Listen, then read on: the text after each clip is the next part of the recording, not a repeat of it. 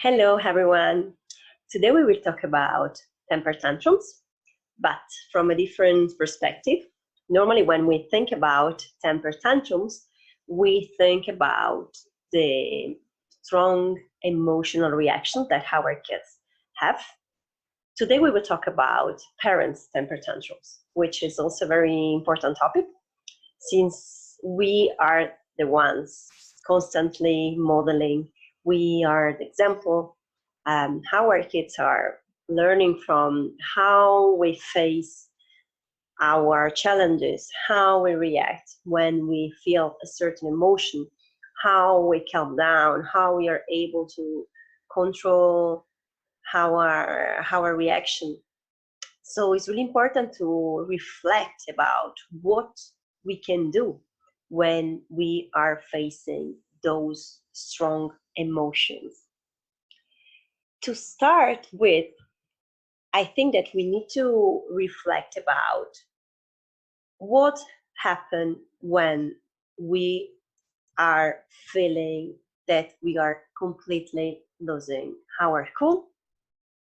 Actually, it's something that it may sound a bit technical, but our lower part brain is taking control over the upper part brain. So we are following our animal instinct. Just keep this in mind. We are completely losing our cool. What can we do when we feel that?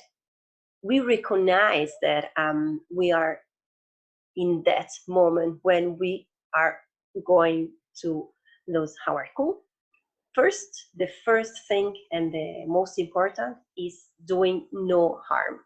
So we basically close our mouth and we put our hands and our arm behind our back so that we can avoid to react in a way that we may regret. So the first thing is doing no harm. And then we try to remove ourselves from that situation and to collect ourselves. Finally, the third step is always repair. So try to reconnect with our child as soon as we are calm and we feel that we are in control of ourselves. What are the methods that we can use when we need to self-soothe, when we need to calm down? I normally advise to my parents, to the parents who are doing coaching with me, to create tool lists that are very effective. One is a list with quick self-soothing methods. These are methods that we want to use when we are feeling that strong emotion and we know that we need something very quick to calm down. This could be, for example, the number one for me is breathing deeply, and then drinking a glass of water or going to the other room and then switch a bit our brain. Jumping, if we are a very active person, we may also feel better when we are moving our body. So jumping or turning around. Then another alternative could be hugging a pillow or anything soft.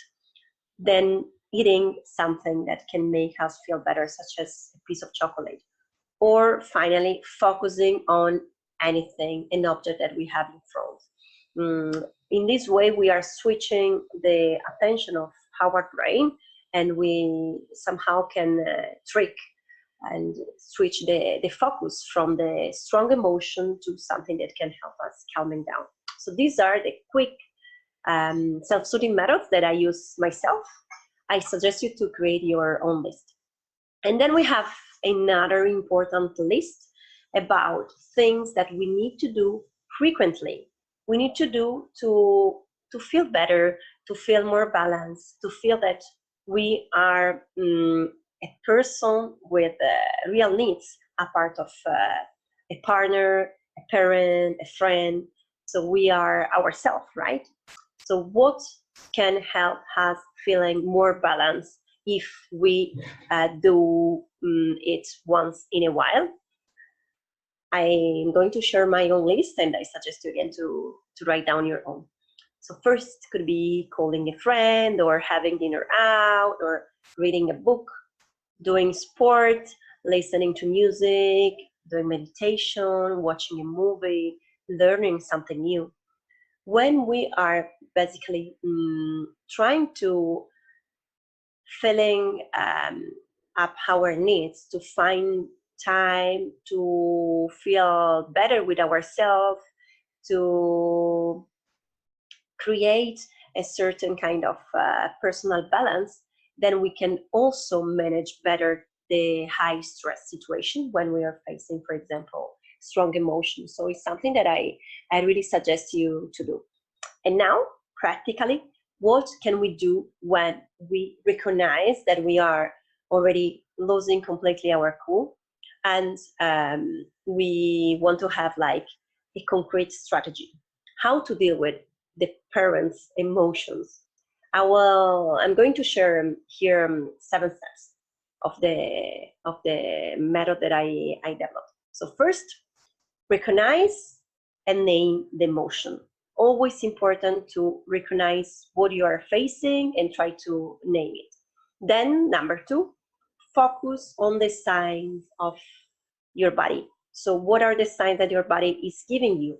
Observe how you are feeling. Observe if you can perceive any behavioral change, for example, or even change in your body.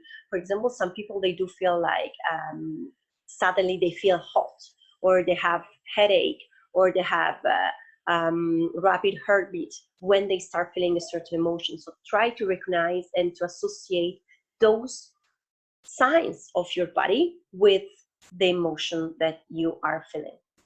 And then pick something from your quick self-soothing methods list and try to apply it in order to go back to your normal and balanced state. The next step is say sorry if needed and model by thinking about how you would like to educate your kids.